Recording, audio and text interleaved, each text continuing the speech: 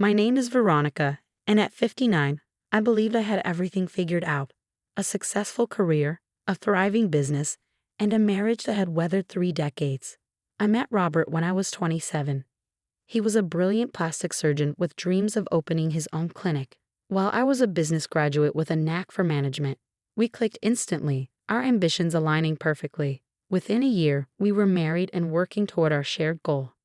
Over the next few years, we poured our hearts and souls into establishing our clinic.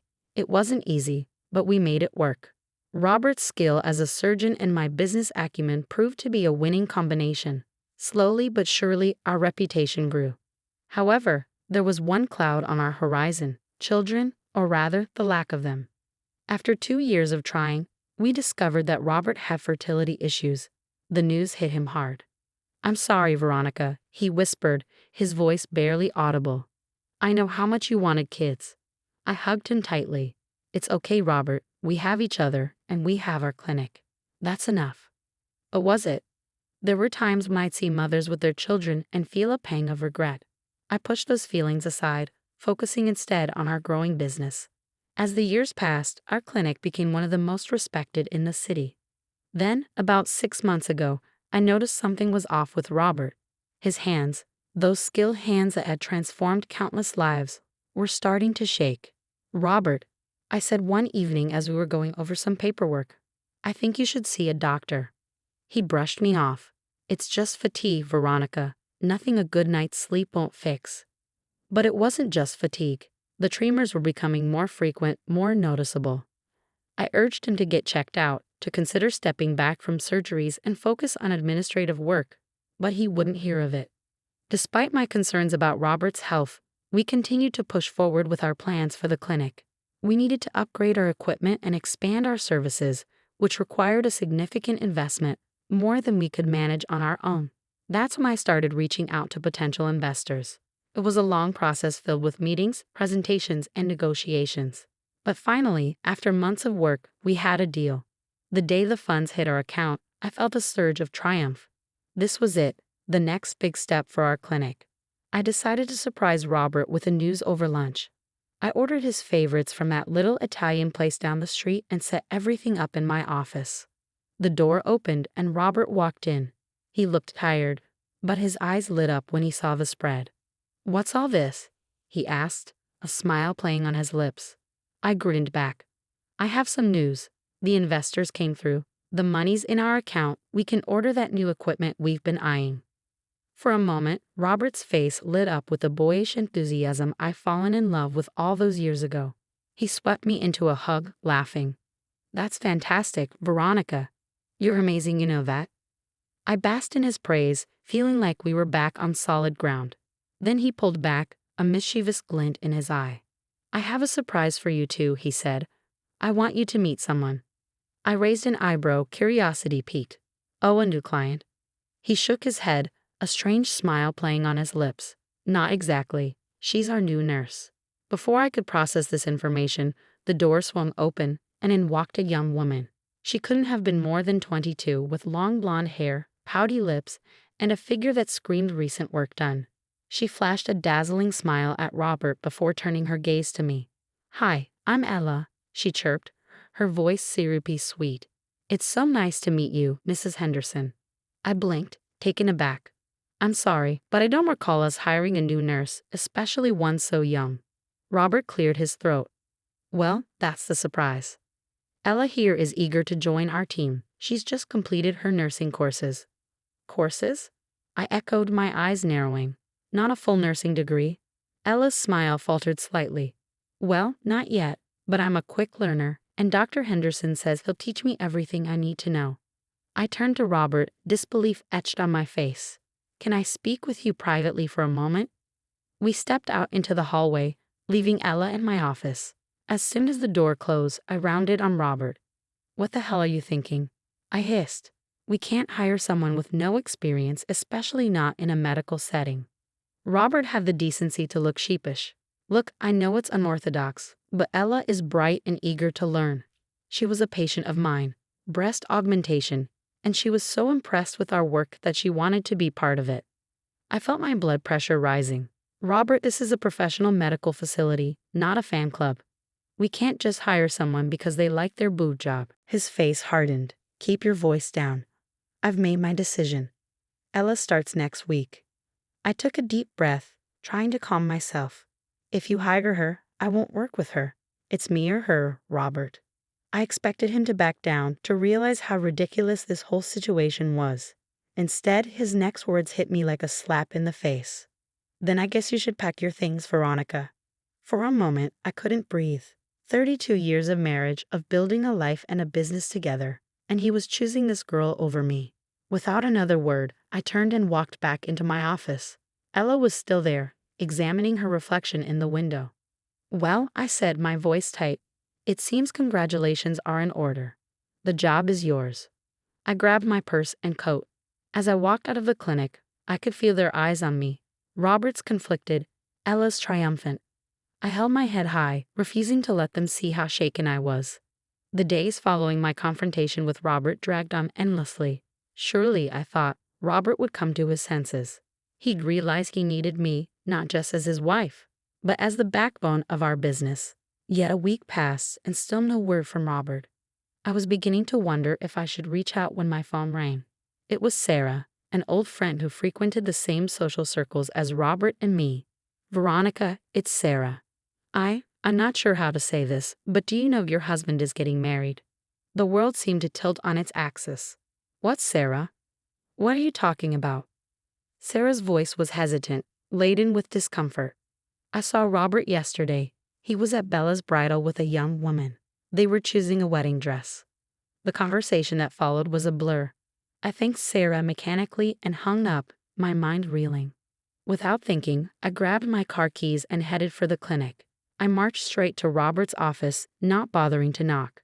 He looked up as I entered, a smug smile playing on his lips. Veronica, I suppose we should discuss the details. Ella and I are getting married. She's pregnant. The words hit me like a physical blow. I sank into the chair opposite him, struggling to breathe. Pregnant? But how? You're not. Anymore. Apparently I am, he said with a chuckle. Ella's been giving me some special supplements. Seems they've done the trick. I stared at him, the stranger wearing my husband's face.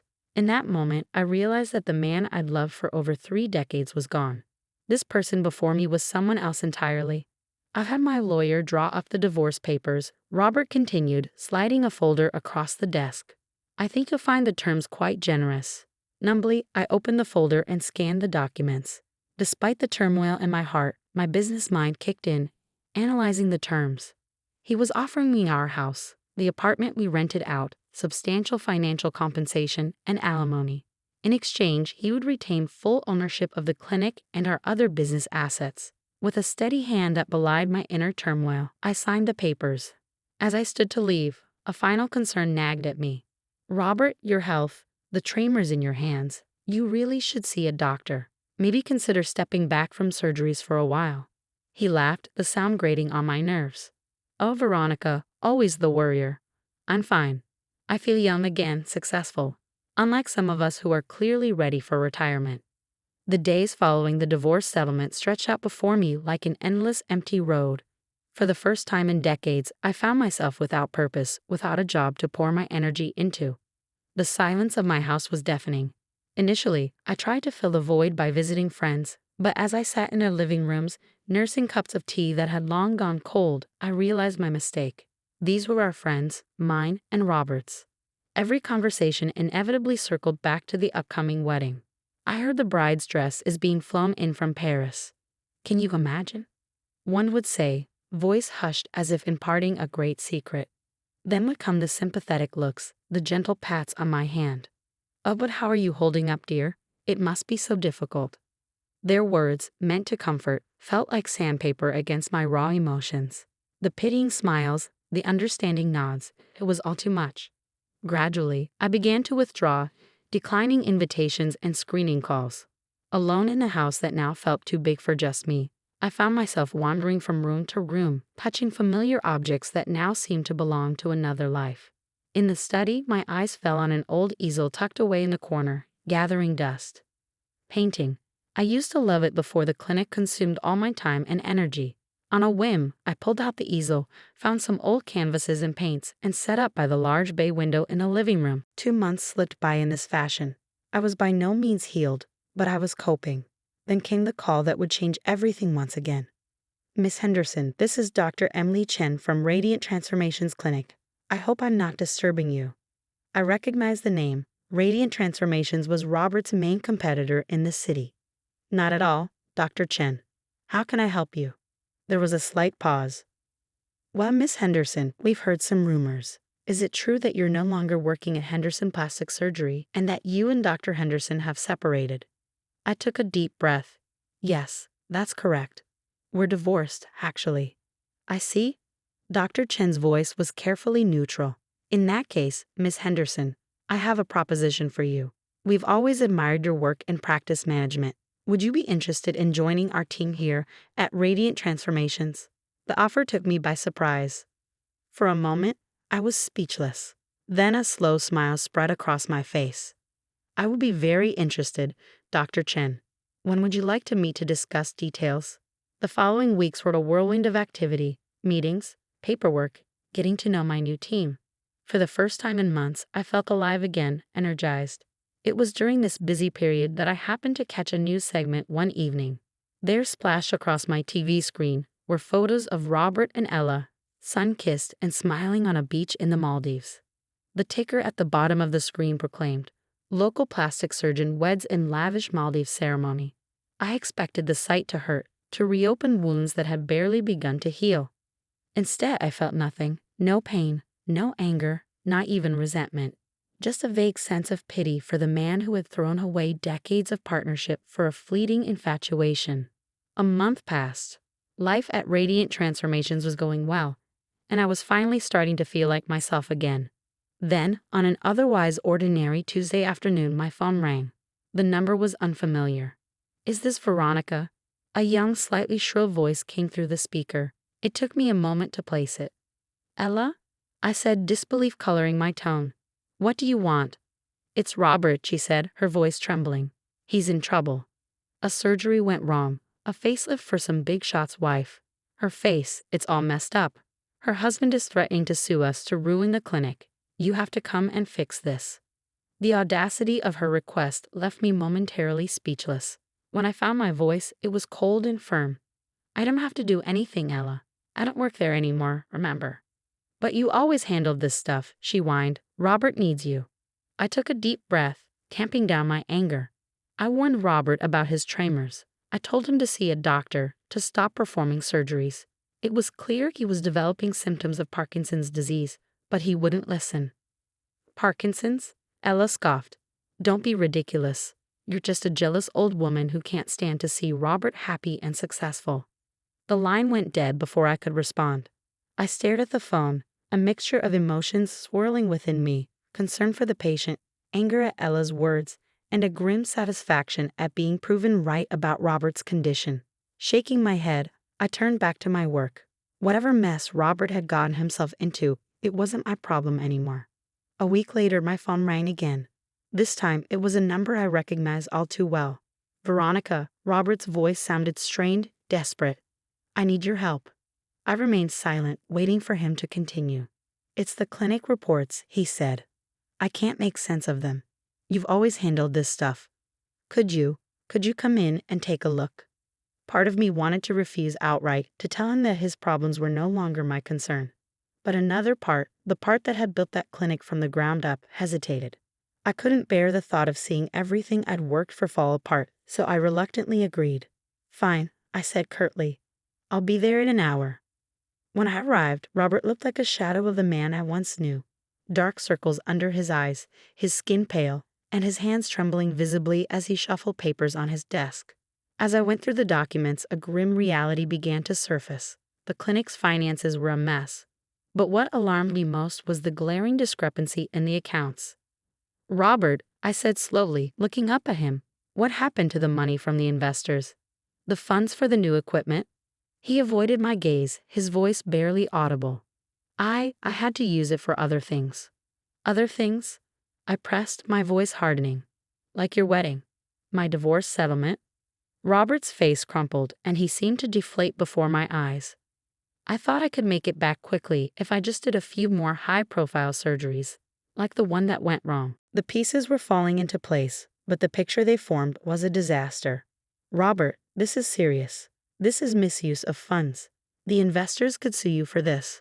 I know, he exploded, his trembling hands sending papers flying across the desk. And now, with this botched surgery, Veronica, I'm ruined. They're going to take everything.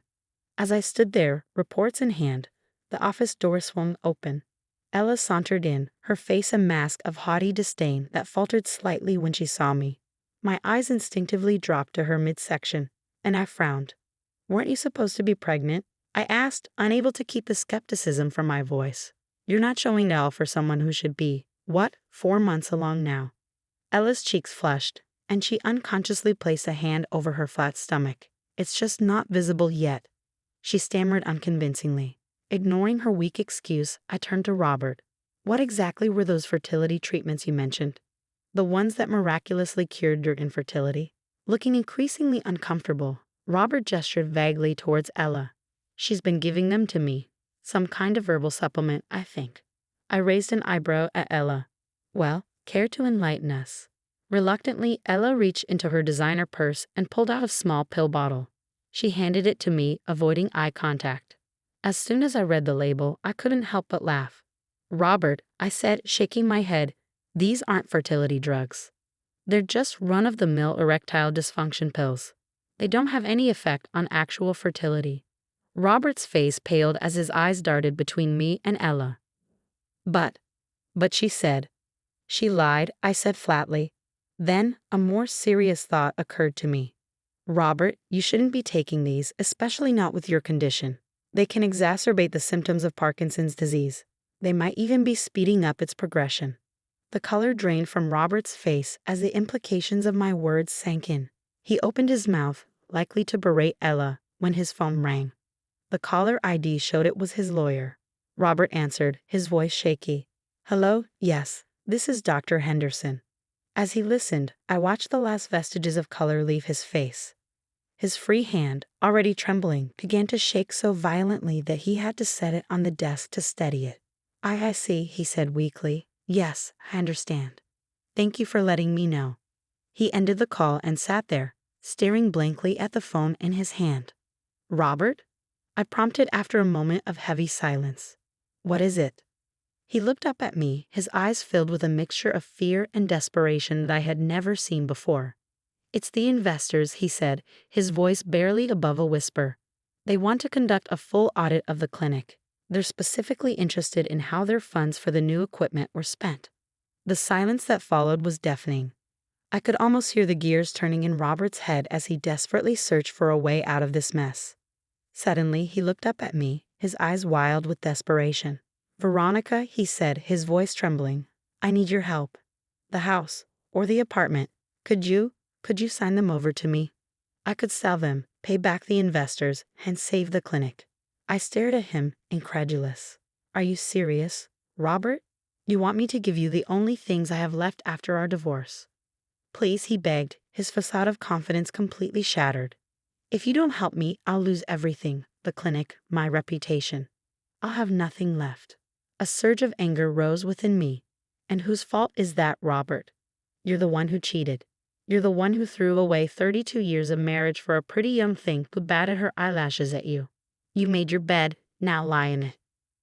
Ella, who had been uncharacteristically quiet, suddenly piped up. Wait a minute, she said, her eyes narrowing as she looked at Robert. Are you saying you're broke? That there's no money left? Robert turned to her, desperation evident in every line of his face. It's just temporary, sweetheart. We'll get through this together, raise our baby. Ella's laugh cut through his words like a knife. It was a cold, contemptuous sound that made even me flinch. Baby, she sneered. There is no baby, you fool. I made it all up. I thought you were loaded, that I'd be set for life, but you're just a washed-out old man who can't even keep his own clinic afloat. Robert staggered back as if he'd been physically struck. But you said. I lied, Ella said bluntly. And now I want a divorce. I'll be taking half of everything, including this precious clinic of yours. I couldn't help it. I laughed. Both Robert and Ella turned to look at me, shocked by my outburst. "Oh, honey," I said, shaking my head at Ella. "The only thing you two will be sharing is debt and legal fees. There's nothing left to take." Robert slumped into his chair, looking utterly defeated. Ella's face contorted with rage as the reality of the situation sank in. I'd seen enough. Without another word, I gathered my things and headed for the door. Behind me, I could hear Ella's shrill voice rising in anger, and Robert's pleading responses. But I didn't look back as I walked to my car. My phone buzzed with a message from Dr. Chen at Radiant Transformations. There was a new project she wanted my input on, something that could potentially revolutionize our approach to patient care. Weeks passed, and I threw myself into my work at Radiant Transformations. The new project was both challenging and rewarding, allowing me to apply my years of experience in innovative ways. I became so engrossed in my new life that I barely thought about Robert or the old clinic anymore. Then, one evening, as I was unwinding with a glass of wine and watching the evening news, a familiar name caught my attention. The renowned plastic surgeon Dr. Robert Henderson has been sued for medical negligence and deliberate concealment of illness, the anchor announced. I sat up straighter, my wine forgotten, as I listened intently. The story unfolded like a tragic play. Robert had been forced to pay substantial financial compensation to the patient whose facelift he had botched. Worse still, the medical board had revoked his license to practice, citing his failure to disclose his Parkinson's diagnosis as a grave breach of professional ethics. As the days went by, more news trickled in. The once prestigious Henderson Plastic Surgery Clinic was hemorrhaging clients. Its reputation, built over decades of hard work, was in tatters. Then came the final blow. The investors, upon discovering the misuse of their funds, sued the clinic. Robert, drowning in debt and legal troubles, had no choice but to sell the clinic to pay off his debts and settle the claims against him. I felt a complex mix of emotions: sadness for the downfall of something I had helped build, anger at Robert's recklessness, and a strange sense of vindication. But mostly, I felt relief that I was no longer entangled in that mess. A few days later, Dr. Chen called me into her office. Her expression was unreadable as I took a seat across from her. "Veronica," she began, "I have some news that might interest you. Radiant Transformations has just acquired a new property." I raised an eyebrow, curious. "Oh?" She smiled. "We've purchased the Henderson Plastic Surgery Clinic." For a moment, I was speechless. Of all the potential buyers, I never imagined it would be Radiant Transformations. "I see," I managed to say. "That's unexpected." Dr. Chen leaned forward, her eyes twinkling. "Here's the thing, Veronica, we need someone to manage this new acquisition. Someone who knows the ins and outs of the place, who can turn it around and restore its reputation. Someone like you." I blinked, taken aback. "Me? But You built that clinic from the ground up," Dr. Chen said softly. "Who better to breathe new life into it?" As her words sank in, I felt a surge of emotions: fear, excitement, nostalgia, determination. They all swirled within me, but above all, I felt a sense of coming full circle. "I'd be honored," I heard myself say. The next few weeks were a whirlwind of activity. Walking back into the clinic that had been my second home for so many years was surreal. There were new challenges, of course: rebuilding the clinic's reputation, reassuring old clients, and integrating with Radiant Transformation systems.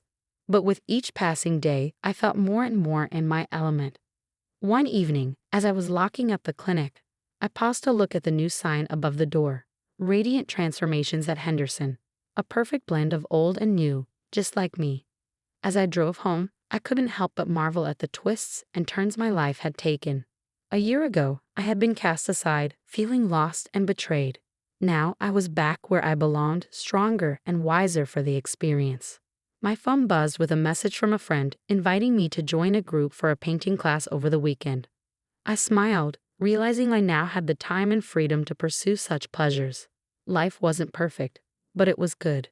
I was happy, truly happy, for the first time in a long while. As I pulled into my driveway, a deep sense of contentment washed over me.